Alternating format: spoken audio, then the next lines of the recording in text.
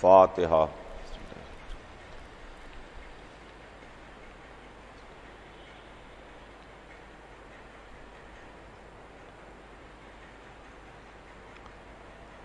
اعوذ باللہ السمیع العلیم من الشیطان اللعین الرجیم، بسم اللہ الرحمن الرحیم، الحمد للہ رب العالمین، والصلاة والسلام علی سیدنا و نبینا و شفیعنا بالقاسم محمد وآلہ الطیبین الطاہرین المعصومین، ولعنۃ اللہ علی اعدائہم اجمعین من یومنا ھذا الی یوم الدین، اما بعد فقد قال اللہ سبحانہ تبارک و تعالی فی کتابہ المبین وہو اصدق الصادقین۔ بسم اللہ الرحمن الرحیم، ان الدین عند اللہ الاسلام۔ خداوند عالم قرآن مجید میں ارشاد فرماتا ہے کہ یقیناً دین اللہ کے نزدیک اسلام ہے۔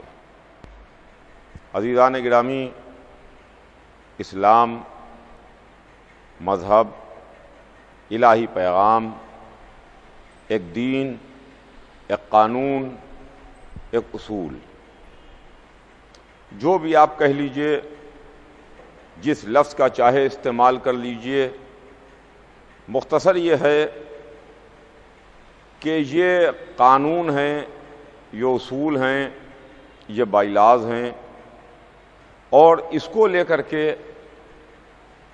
انبیاء، اللہ کے منتخب کردہ بندے ہماری ہدایت کے واسطے آتے رہے۔ سلسلہ کلام ذہن عالی میں ہوگا، ہمارے اور آپ کے درمیان جو گفتگو ہے وہ سلسلہ ہدایت کے عنوان سے ہے۔ مسلسل پہلی رات سے یعنی چاند رات سے آپ کی خدمت میں ایک سلسلہ شروع ہوا جو منزل بمنزل آگے بڑھتا ہوا اپنی اب ان منزلوں کی جانب آ رہا ہے کہ جہاں پر یہ ہدایت کا سلسلہ، رہبری کا سلسلہ، وہ جو اللہ کے منتخب کردہ بندے ہیں، وہ جو نبی ہیں، وہ جو رسول ہیں، ان سے اللہ کے ان منتخب کردہ بندوں میں مل جائے گا کہ جو امام ہیں۔ میں کل آپ کی خدمت میں عرض کر رہا تھا جناب عیسیٰ کے تعلق سے، بات یہاں پر آ کے تمام ہوئی کہ جناب عیسیٰ نے گہوارے میں اپنی ماں کی عصمت کی گواہی دی۔ جناب عیسیٰ نے گہوارے میں فرمایا کہ میں اللہ کا بندہ ہوں، اللہ نے مجھے کتاب دی ہے اور اللہ نے مجھے نبی بنا کے بھیجا ہے۔ یہ امت جو جناب عیسیٰ کی گواہی کو قبول کر گئی، جس نے جناب عیسیٰ کی گواہی کو مان لیا، مریم کی پاک دامنی کی جانب جو انگلیاں اٹھی تھیں وہ نیچے گر گئیں۔ مریم پاک دامن تھیں، پاک دامن ہیں، پاک دامن رہیں گی۔ مریم معصومہ ہیں، یہ میں کل عرض کر چکا۔ لیکن بات آگے بڑھتی ہے، جناب عیسیٰ جو بغیر باپ کے پیدا ہوئے، جن کے باپ نہیں ہیں، جن کی ماں معصومہ ہیں، کائنات عالم و آدم میں جناب عیسیٰ وہ معصوم بندے ہیں جن کی ماں تو معصومہ ہیں مگر ان کے باپ نہیں ہیں۔ جناب عیسیٰ کو اللہ نے کچھ معجزات عطا کیے، ان معجزات میں یہ معجزہ بھی تھا کہ مبروس لایا جاتا تھا، بیمار لایا جاتا تھا، جناب عیسیٰ اس کے برس پر، اس کے جسم پر، اس کی بیماری پر ہاتھ پھیرتے تھے اور اس کو صحت مل جاتی تھی، اس کو شفا مل جاتی تھی۔ بیمار لایا گیا، جسم پر ہاتھ پھیرا، برس پر ہاتھ پھیرا، اس کا برس، اس کے وائٹ پیچز، اس کے سفید داغ یہ دور ہو گئے، وہ ٹھیک ہو گیا۔ اس کے علاوہ اور بھی جناب عیسیٰ کے معجزات تھے، جن معجزات میں ایک معجزہ یہ ہے کہ جناب عیسیٰ نے مردے کو زندہ کیا۔ مردہ جناب عیسیٰ کے سامنے لایا گیا، جناب عیسیٰ نے نماز پڑھی، اللہ کی سرکار میں دعا کے واسطے ہاتھ بلند کیے اور فرمایا کہ قم بإذن اللہ، اللہ کے حکم سے زندہ ہو جا، اللہ کے حکم سے کھڑا ہو جا۔ مردہ اللہ کے حکم سے زندہ ہو جاتا تھا، مردہ اللہ کے حکم سے کھڑا ہو جاتا تھا۔ لیکن ہم عزیزان گرامی تاریخ میں ڈھونڈتے ہیں، تاریخ میں تلاش کرتے ہیں، علماء اسلام کی گاڑھی گاڑھی تقریریں سنتے ہیں، مگر آج تک ہمیں کہیں نہ یہ دیکھنے میں ملا، نہ سننے میں ملا کہ کسی نے یہ کہا ہو کہ ہماری سمجھ میں نہیں آتا کہ ہاتھ پھیرنے سے بیمار کیسے صحت یاب ہو جاتا ہے، ہاتھ پھیرنے سے شفا کیسے مل جاتی ہے۔ ارے بیمار ہے، عیسیٰ نے ہاتھ پھیرا، بیماری دور ہو گئی، وہ صحت یاب ہو گیا۔ مردہ لایا گیا، عیسیٰ نے نماز پڑھی، دعا کی، مردہ زندہ ہو گیا، کھڑا ہو گیا۔ نہ کسی کو حیرت ہے، نہ کسی کو پریشانی ہے، نہ کسی کے ذہن میں کوئی وہم و گمان ہے۔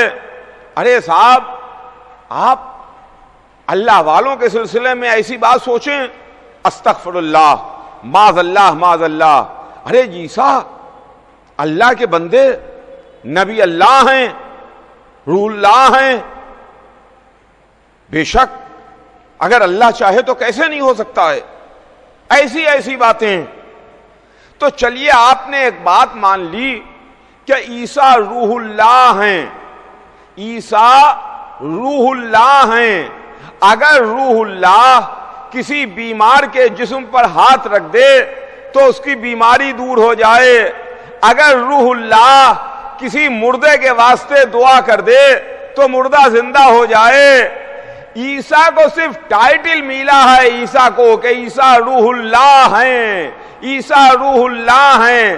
تو عزیزان گرامی، جو روح اللہ ہے اس کے تو معجزات سمجھ میں آتے ہیں، جو سراپا اس کے ہاتھ ید اللہ، زبان لسان اللہ، کان اذن اللہ، چہرہ وجہ اللہ، نفس نفس اللہ ہو، اور جو پیدا ہی بیت اللہ میں ہوا ہو، اگر ہم اس کے معجزات بیان کرتے ہیں تو آپ کہتے ہیں ہماری سمجھ میں نہیں آتا، ہماری عقل کام نہیں کرتی۔ ارے صاحب، یہ کیسے ممکن ہو سکتا ہے کہ کسی کو ایک ٹھوکر ماری جائے، مردہ زندہ ہو جائے؟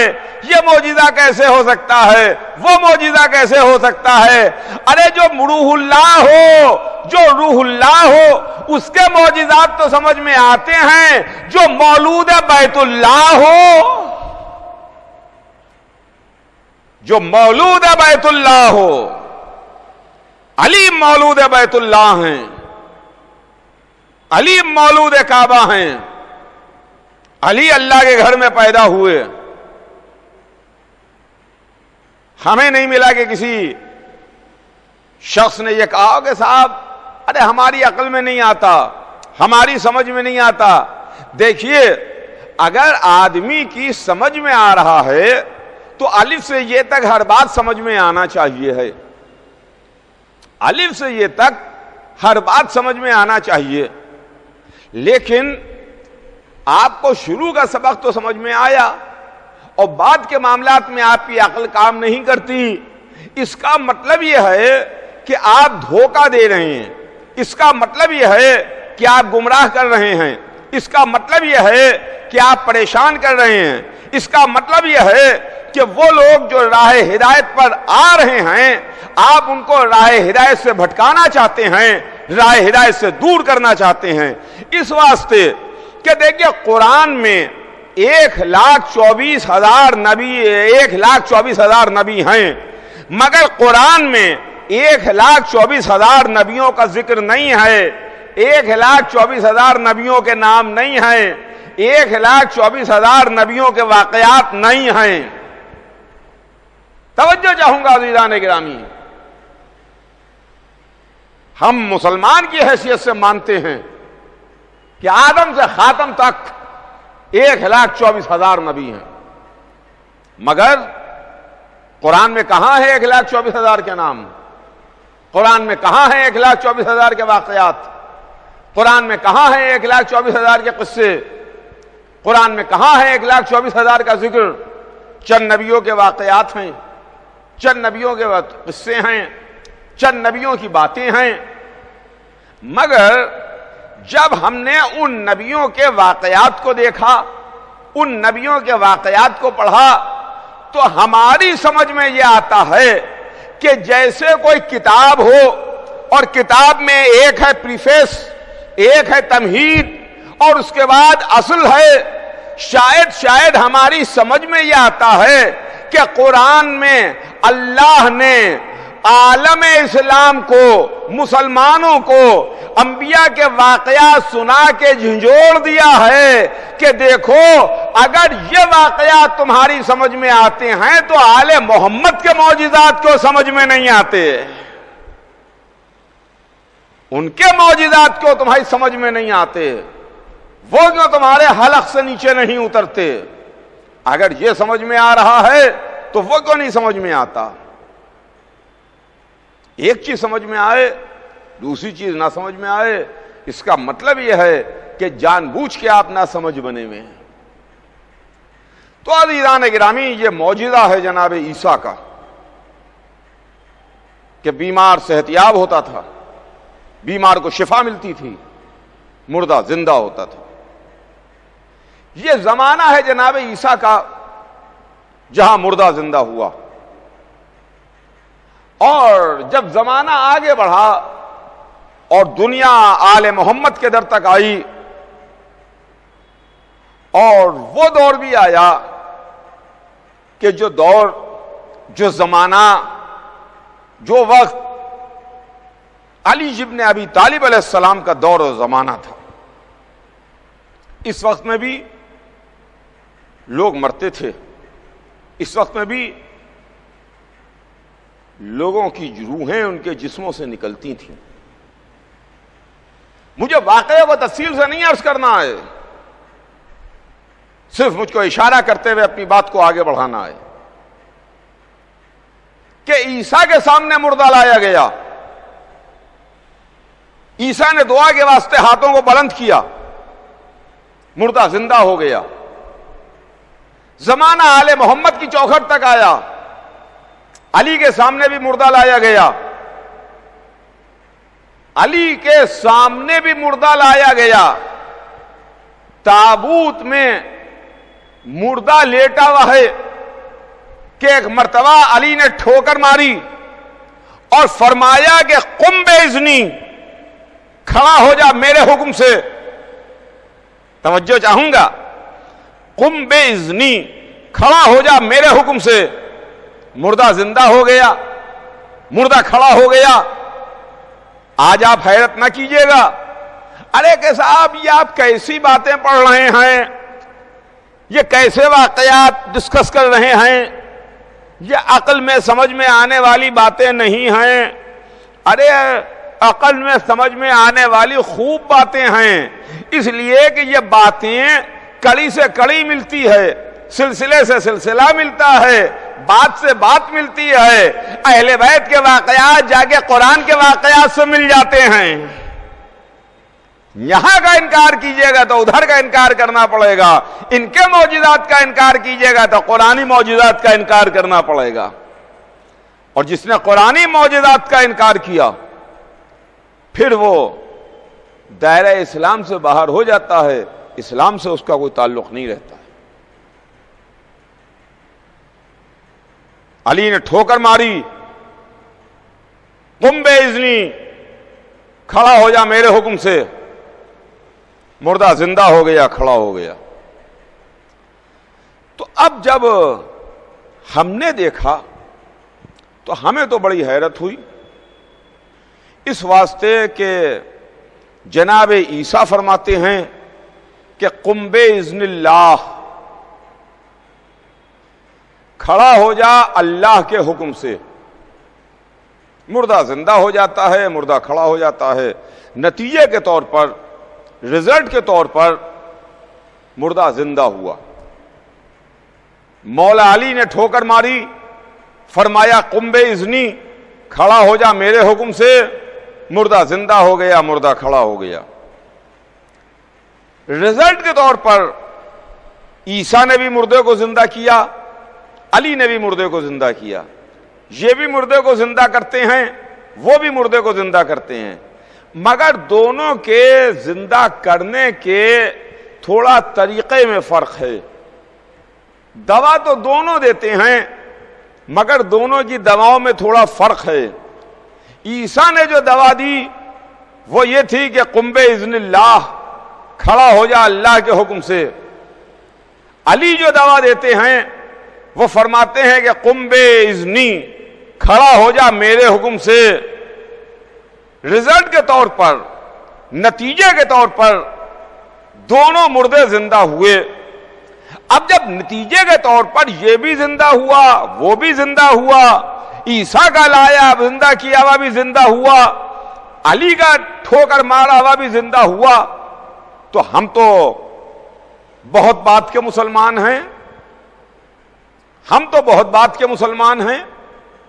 ہم تو حیرت میں پڑ گئے کہ یہ معاملہ کیا۔ وہ کہہ رہے ہیں اللہ کے حکم سے زندہ ہو جا، یہ کہہ رہے ہیں میرے حکم سے زندہ ہو جا۔ معبود پالنے والے، کہیں نصیریوں کا دعویٰ ہی تو نہیں سچا ہے؟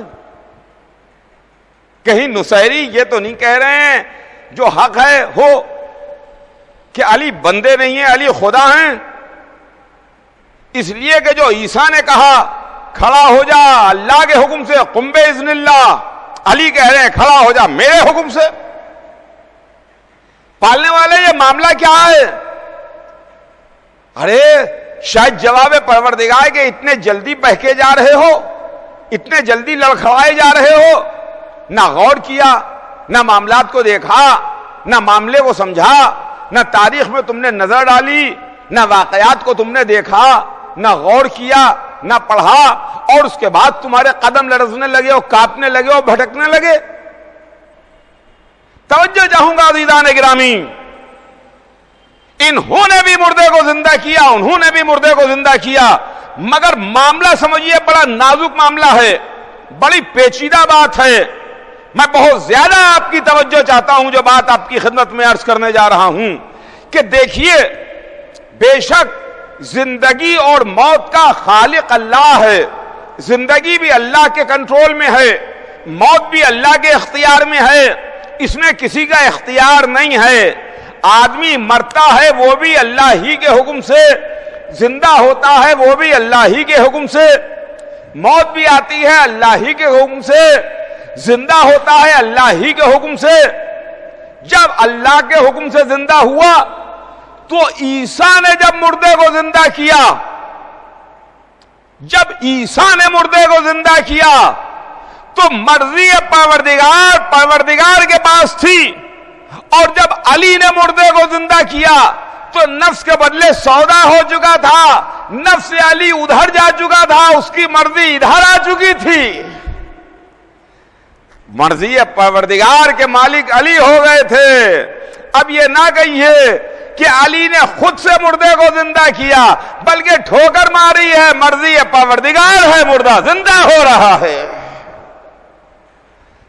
تو عزیزان گرامی، یہ منزل ہے خدا کی قسم، یہ جناب عیسیٰ جو آج زندہ ہیں، آج چوتھے آسمان پر ہیں،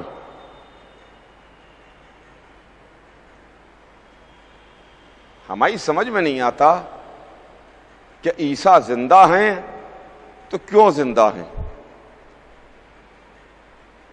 ان کے زندہ رہنے کی وجہ کیا ہے، ان کو اللہ نے زندہ کیوں رکھا، اگر زندہ ہیں تو عیسیٰ کے وجود کا فائدہ کیا ہے، زندگی کا ان کی فائدہ کیا ہے۔ اگر آپ یہ سوال کیجئے تو لوگ چیخنے لگیں گے، گھیر لیں گے آپ کو، پورے جسم کی ایک ایک بوٹی نوچ لیں گے۔ کیا آپ کیسی بات کر رہے ہیں، اللہ کی مرضی ہے، اللہ کے حکم سے زندہ ہیں، اللہ زندہ رکھے ہوئے اس واسطے زندہ ہیں۔ ارے بھائی دین اللہ کا ہے، نبی اللہ کا ہے، بھیجا ہوا اللہ کا ہے، زندگی و موت بھی اللہ ہی کے اختیار میں ہے، اللہ زندہ رکھے ہے اس واسطے زندہ رکھے ہیں۔ تو اگر عیسیٰ کو اللہ زندہ رکھ سکتا ہے تو کیا محمد کے آخری جانشین فخر عیسیٰ کو اللہ نہ زندہ رکھے گا؟ اگر عیسیٰ کی زندگی سمجھ میں آتی ہے تو کیا اس کی زندگی سمجھ میں نہیں آتی جس کے پیچھے آگے عیسیٰ مصلی بچھائیں گے، جس کے ہاتھ پر عیسیٰ آ کے بیعت کریں گے، جس کے لیے چوتھے آسمان سے اتر کے آئیں گے؟ بہرحال یہ جناب عیسیٰ کی منزل ہے۔ سلسلہ آگے بڑھ رہا ہے عزیزان گرامی، اور تاریخیں بھی بہت تیزی کے ساتھ آگے بڑھتی جا رہی ہیں۔ جناب عیسیٰ کے بعد اب منزل وہاں پر آتی ہے کہ جہاں پر بہت ادب کے ساتھ، بہت احترام کے ساتھ نظریں جا کے ٹھہر جاتی ہیں اور رک جاتی ہیں۔ انسانی جسم کانپنے لگتا ہے، جسم کو راشا اور کپکپی سوار ہو جاتی ہے، اس لیے کہ اب منزل اس کی ہے کہ جو کائنات کا سب سے بڑا ہے، جو کائنات میں اللہ کے بعد سب سے بڑا ہے، وہ جس نے فرمایا کہ اول ما خلق اللہ نوری، اللہ نے سب سے پہلے میرے نور کو خلق کیا، سب سے پہلے جس شے کو خلق کیا وہ میرا نور تھا، لیکن اللہ نے سب سے پہلے خلق کر کے سب سے آخر میں بھیجا۔ بنایا تو سب سے پہلے، کب خلق کیا؟ جب نہ زمین تھی، نہ آسمان، نہ چاند، نہ سورج، نہ ستارے، نہ ہوائیں، نہ فضائیں، نہ خلائیں، نہ فرشتے، نہ ملائکہ، نہ انسان، کچھ بھی نہیں ہے، نہ دن ہے نہ رات ہے، نہ صبح ہے نہ شام ہے، نہ وقت ہے نہ زمانہ ہے۔ اول ما خلق اللہ نوری، اللہ نے سب سے پہلے میرے نور کو خلق کیا، کچھ نہیں ہے، نور محمد ہے، نور محمد ہے۔ اور اس کے بعد سب سے آخر میں بھیجا، خلق کیا سب سے پہلے، بھیجا سب کے آخر میں، بھیجا سب کے بعد۔ پالنے والے، اگر سب کے آخر میں بھیجنا تھا تو نے سب سے پہلے خلق کیوں کیا؟ جب 1,23,999 منزلیں گزارنے کے بعد بھیجنا تھا تو مالک تو ہے، خالق تو ہے، بھیجنے والا تو ہے، پیدا کرنے والا تو ہے۔ آج بھی خلقت پر تو مالک ہے، اختیار رکھتا ہے، کل بھی خلقت پر تو ہی اختیار رکھتا ہے۔ تو نے پہلے خلق کر کے بعد میں کیوں بھیجا؟ کیا وجہ ہے؟ شاید جواب پروردگار آئے کہ سنو سنو، میں نے 1,24,000 تصویریں بنائی ہیں۔ 1,24,000 میں جو سب سے اچھی تصویر ہے، جو سب سے بڑی تصویر ہے، جو سب سے محترم تصویر ہے، جو سب سے بڑی تصویر ہے، معزز تصویر ہے، اس تصویر کو میں نے سب سے پہلے بنایا اور پہلے بنا کے اس کو حجاب میں رکھ لیا، بھیجا سب کے بعد میں۔ اگر میں پہلے نہ بناتا تو کل کا انسان یہ کہتا کہ 1,24,000 تصویریں بننے کے بعد آخری تصویر اتنی بہترین بن جائے تو اس میں حیرانی کی کیا بات ہے، اس میں پریشانی کی کیا بات ہے، اس میں فکر کرنے کی کیا بات ہے۔ ہاتھ سنبھل گیا، رائٹر، مورخ، پینٹر، آرٹسٹ، مصور، اس کا ہاتھ سنبھل گیا، لہذا اب اتنی اچھی تصویر بن گئی تو پریشانی کی کیا بات ہے۔ شاید جواب پروردگار آئے، اسی لیے ہم نے سب سے پہلی تصویر کو سب سے اچھا بنایا تاکہ کل کو کوئی یہ نہ کہہ دے کہ سب سے آخری تصویر سب سے اچھی بنی ہے، کہ دیکھو سب سے پہلے بنائیں گے، سب سے اچھی بنائیں گے، بھیجیں گے سب سے آخر میں، بھیجیں گے سب کے آخر میں، اور یہ نہ کہنا کہ آخری تصویر ایک بنی ہے، ایک جیسی دوسری نہ بن سکی، ایک جیسی دوسری نہ بن سکی، ایک جیسی ایک نہیں بنائیں گے، ایک جیسی 12 بنائیں گے۔ ایک کو ایک سے ملا کے دیکھ لو، نہ انداز بدلے گا، نہ لہجہ بدلے گا، نہ رفتار بدلے گی، نہ گفتار بدلے گی، نہ علم بدلے گا۔ تب ہی تو محمد نے کہا کہ اولنا محمد واوسطنا محمد واخرنا محمد وکلنا محمد۔ اسی لیے تو حضور سرور کائنات کی یہ حدیث آواز دے رہی ہے کہ سب کل کے کل محمد ہیں، ایک جیسی ایک ہی تصویر نہیں ہے، اس جیسی 12 تصویریں اور ہیں، ملا کے دیکھ لو، ملا کے دیکھ لو، ٹیلی کر لو، نہ علم سے علم بدلے گا، نہ اخلاق سے اخلاق بدلے گا، نہ کردار سے کردار بدلے گا، نہ سیرت سے سیرت بدلے گی، نہ انداز سے انداز بدلے گا، نہ لہجے سے لہجہ بدلے گا۔ تو عزیزان گرامی، یہ منزل ہے خدا کی قسم۔ رسول کو سب سے آخر میں بھیجا، وہ جس کے صدقے میں کائنات کو خلق کیا، جس کے صدقے میں زمین و آسمان کو خلق کیا، اللہ نے اس کو سب سے آخر میں ہمارے درمیان بھیجا۔ اور پھر اس خاکدان عالم میں وہ آیا، وہ نور چمکا جس کی روشنی صبح قیامت تک کے رہے گی، جس کا نور، جس کی برکت صبح قیامت تک رہے گی۔ عزیزان گرامی، یہ رسول ہیں جن کے معجزات ہیں۔ دیکھیے، اللہ نے جو اپنے خاص بندوں کو بھیجا ہے تو یوں ہی نہیں بھیجا، بلکہ ان کو معجزات کے ساتھ بھیجا، ان کو معجزات کے ساتھ بھیجا، ان کو نشانیوں کے ساتھ بھیجا، یوں ہی نہیں بھیجا۔ اگر معجزہ نہ ہو تو معاملہ ہی بیکار ہے۔ ان کو طاقت دی ہے، ان کو پاور دی ہے، ان کو معجزہ دیا ہے۔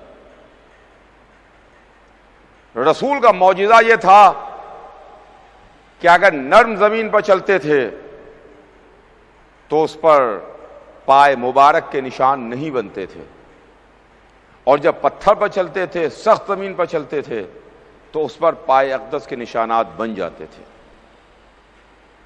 سر پر ہر وقت ایک ابر تھا جو سایہ کیے رہتا تھا،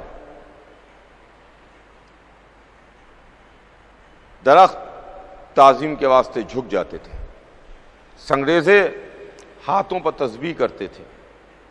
یہ رسول کے معجزات ہیں۔ اور اس کے علاوہ کبھی کبھی اگر کوئی معجزہ دیکھنے کی خواہش کرے اور اس کے بعد اس معجزے سے حق کی حقانیت کو ثابت کرنے کی بات آئے اور ان کے پاس معجزہ نہ ہو تو معاملہ گڑبڑ ہو جائے گا۔ چنانچہ تاریخ میں ہے کہ ابو جہل اس نے ایک موقع پر ایک فرمائش کی، مسلمان نہیں ہوا، کلمہ نہیں پڑھا، ایمان لے کے نہیں آیا۔ ایک رات تھی جہاں پوری طریقے سے چاند چمک رہا تھا، 14ویں رات کا چاند تھا، پوری اپنی آب و تاب کے ساتھ ذوفگن تھا، روشنی دے رہا تھا کہ ایک مرتبہ ابو جہل کہتا ہے کہ اے عبداللہ کے بیٹے، اگر تم اس چاند کو 2 حصوں میں 2 ٹکڑوں میں تقسیم کر دو تو ہم ابھی کلمہ پڑھ لیں گے، ہم ابھی مسلمان ہو جائیں گے، ہم تمہاری بات ماننے لگیں گے۔ اب آپ بتائیے کہ یہ ابو جہل کا کہنا کہ اگر تم چاند کو 2 کر دو تو ہم مسلمان ہو جائیں، اگر تم چاند کو 2 حصوں میں تقسیم کر دو تو ہم کلمہ پڑھ لیں، ہم لا الہ الا اللہ کہہ دیں، ہم تمہاری باتوں کو ماننے لگیں۔ اب اگر رسول اللہ معجزہ نہ دکھائیں، یہ کام نہ کر پائیں، تو اس کی بات تو اپنی جگہ برقرار رہے گی کہ اگر تم ایسا کر دیتے تو ایسا ہم کر لیتے، اگر تم چاند کو 2 کر دیتے تو ہم کلمہ پڑھ لیتے، اگر چاند 2 حصوں میں تقسیم ہو جاتا تو ہم مسلمان ہو جاتے۔ اب پہچانیے آپ کہ ہادی کیسا ہوتا ہے، ہادی کو کیسا ہونا چاہیے، سلسلہ ہدایت کیا ہے، سلسلہ رہبری کیا ہے۔ کہ ایک مرتبہ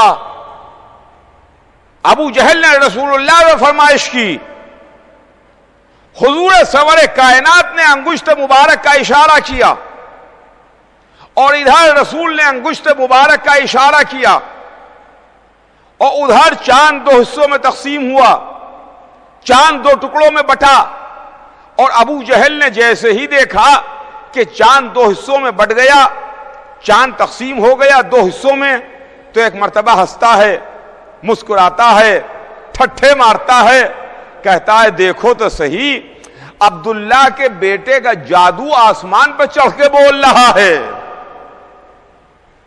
غور کیجئے گا آپ، یہ تاریخ میں ورڈنگ لکھی ہوئی ہیں ابو جہل کی کہ عبداللہ کے بیٹے کا جادو آسمان پر چڑھ کے بول رہا ہے۔ تو چلیے اچھا، اب یہاں پر 2 نظریے قائم ہوئے۔ ایک نظریہ تو یہ ہے کہ معجزات دیکھنے والا، معجزات ماننے والا، معجزات کا قائل انسان، دوسرا اپنی جہالت کی بنیاد پر، اپنی کم علمی کی بنیاد پر، اپنی نادانی کی بنیاد پر، اپنی گمراہی کی بنیاد پر، سمجھ بوجھ کے راستہ بھٹکتے رہنے کی بنیاد پر انسان معجزات کا انکار کرتا ہے اور اس کو جادو سے تشبیہ دیتا ہے کہ صاحب یہ جادو ہے، اور عبداللہ کے بیٹے کا جادو تو آسمان پر چڑھ کے بول رہا ہے۔ اب عزیزان گرامی آپ حیران نہ ہوئیے گا کہ دنیا نے آل محمد کے معجزات دیکھے اور اس کے بعد کلمہ کیوں نہیں پڑھا، ان کی فضیلت کے قائل کیوں نہیں ہوئے، ان کے مرتبے کو کیوں نہیں پہنچانا؟ اس لیے کہ یہ سلسلہ جا کے ابو جہل سے مل جاتا ہے، جان بوجھ کے گمراہ ہوتے ہیں، سمجھ بوجھ کے راستے سے ہٹ جاتے ہیں۔ تو عزیزان گرامی، یہ حضور سرور کائنات کی ذات گرامی ہے۔ بس آج بات یہیں پر تمام، کل انشاءاللہ آگے بات آپ کی خدمت میں بڑھے گی۔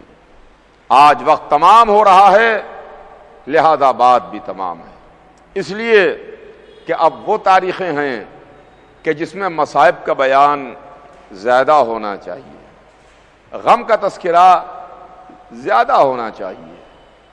آج 7ویں محرم کا دن تمام ہو گیا، 8ویں رات آ گئی۔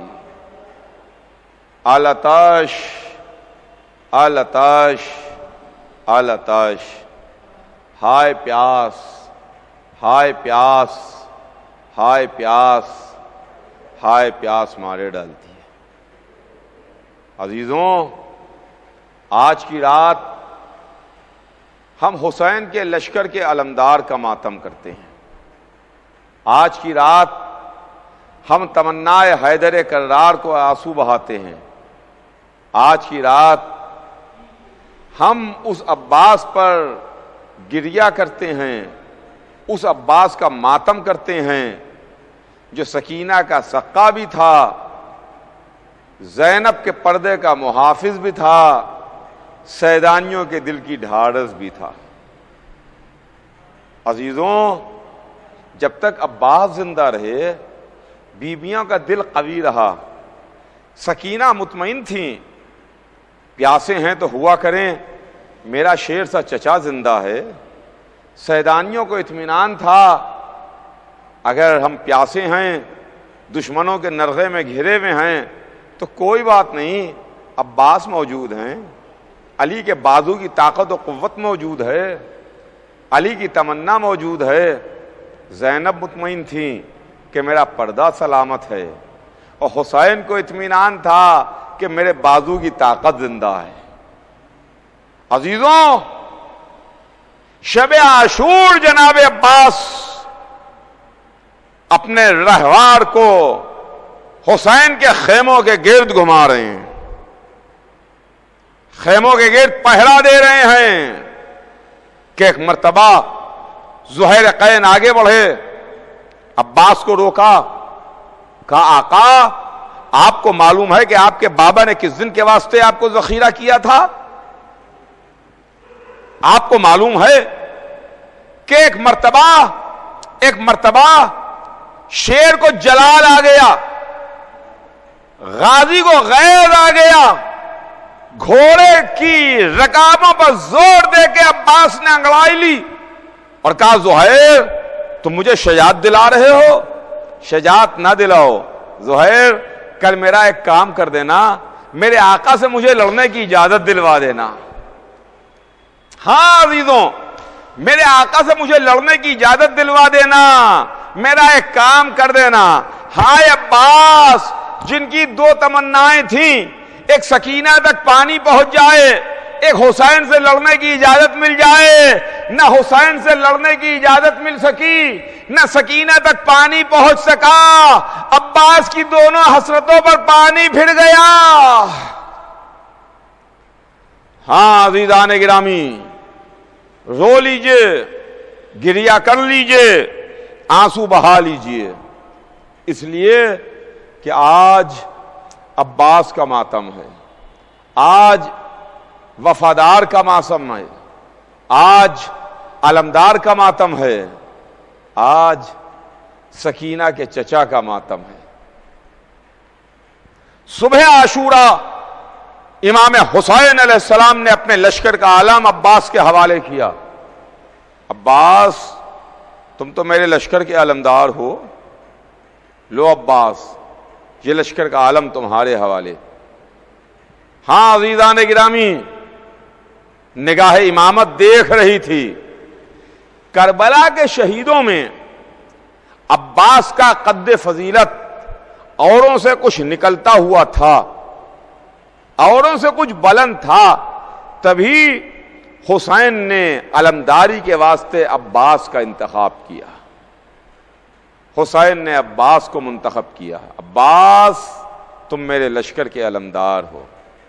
ہاں ہاں، علم حوالے کیا، اور ایک دوپہر میں شجاع نے، غازی نے، علمدار نے ایک بہت بڑے لشکر کے مقابلے میں ایک بہت چھوٹے سے لشکر کو لڑایا، جس میں کچھ جوان ہیں، کچھ نوجوان ہیں، کچھ بوڑھے ہیں، کچھ بچے ہیں۔ بہت بڑا لشکر تھا جس کے مقابلے میں عباس بہت چھوٹے سے لشکر کو لڑا رہے تھے. وہ چھوٹا سا لشکر 3 دن سے بھوکا بھی تھا, 3 دن سے پیاسا بھی تھا. وہ لشکر جو عبادت الہی سے حسین کی نصرت میں, حسین کی مدد میں, جس کے چہرے دمک رہے تھے, جن کے چہروں سے نور ظاہر ہو رہا تھا, یاد الہی میں, محبت حسین میں دنیا ان کی نظروں سے گری ہوئی تھی. ایک ایک میدان میں گیا, ایک ایک لڑنے کے واسطے مقتل کو سدھارا, ایک ایک کا لاشا حسین اٹھا کے لائے. کبھی انصار کے لاشیں اٹھائے, کبھی اصحاب کی میتیں اٹھائیں. ایک وقت وہ بھی آیا کہ جب حسین نے دل کے ٹکڑوں کے جنازے اٹھائے. کبھی اون محمد کی میتیں لائے, کبھی قاسم کا پامال جنازہ لے کے آئے, کبھی عباس کے بھائیوں کی میتیں اٹھائیں. اور اس کے بعد ایک منزل وہ آئی کہ جب ہاتھ جوڑ کے حسین کی خدمت میں آئے, کہا آقا اب مجھے بھی لڑنے کی اجازت دیجئے, مولا مجھے بھی میدان کی اجازت دیجئے. حسین نے کہا میرے بھائی, میرے بھیا, تم تو میرے لشکر کے علمدار ہو, اے بھیا میں تمہیں کیسے لڑنے کی اجازت دوں. عجب جملہ کہہ دیا عباس نے, عجب بات کہہ دی عباس نے. اے آقا, اے میرے مولا, اے میرے سید و سردار, جہاں لشکر گیا ہے وہیں یہ علمدار بھی جائے گا, وہیں علمدار کو جانے کی اجازت دیجئے جہاں لشکر چلا گیا. ابھی آقا اور علمدار کے درمیان گفتگو ہو رہی تھی کہ ننھی سکینہ چھوٹے چھوٹے بچوں کو لیے ہوئے العطاش العطاش العطاش, ہائے پیاس, ہائے پیاس, ہائے پیاس مارے ڈالتی ہے. حسین نے عباس کو دیکھا, حسین نے سکینہ کو دیکھا, حسین نے چھوٹے چھوٹے بچوں کو دیکھا, بچوں کی پیاس کا اندازہ لگایا اور فرمایا کہ میرے بھیا میں تمہیں لڑنے کی اجازت نہیں دوں گا, میدان میں تلوار چلانے کی اجازت نہ دوں گا. اگر جانا چاہتے ہو تو جاؤ, جا کے بچوں کے واسطے پانی کی سبیل کرو, ہو سکتا ہے کہ بچوں کے لیے پانی آ جائے, ہو سکتا ہے کہ بچوں کے واسطے پانی آ جائے. لیجیے عباس رہوار پر سوار ہوئے, عباس نے جھک کے سکینہ سے مشکیزہ لیا, سکینہ نے چھوٹے چھوٹے ہاتھ اٹھا کے اپنے چچا کو مشکیزہ دیا. یہ چچا اور بھتیجی کی آخری ملاقات ہو رہی تھی. اب اس کے بعد نہ چچا بھتیجی سے مل سکا, نہ بھتیجی چچا سے ملاقات کر سکی. چچا جا کے دریا پر سو گیا, بھتیجی جا کے شام کے قید خانے میں آرام کر گئی. سکینہ سے مشق کو لیا, لے کے چلے, ایک ہاتھ میں علم, ایک ہاتھ میں نیزہ. مشق سکینہ نہر فرات پر پہنچے, گھوڑے کو نہر میں ڈالا, مشق سکینہ کو تر کیا, مشق میں پانی بھرا. اس کے بعد عباس نے پانی کو چلو میں لیا. ہائے ہائے ہائے ہائے, عباس پانی چلو میں لیتے ہیں اور چلو میں لے کے دنیا والوں کو دکھا دیا کہ دیکھو پانی عباس کے اختیار میں ہے. پانی پر عباس نے اپنا اختیار دکھایا اور اس کے بعد چلو میں پانی لے کے دریا کے منہ پر مار دیا. کہا یہ پانی جس پر تو پہرا لگائے ہوئے ہو, جو حسین کے چھوٹے چھوٹے بچوں تک نہیں جانے دیتے, عباس اس کو اس لائق نہیں سمجھتا ہے کہ اپنے دہن تک لے جائے. پیاسا دریا میں گیا, پیاسا دریا سے واپس نکل آیا.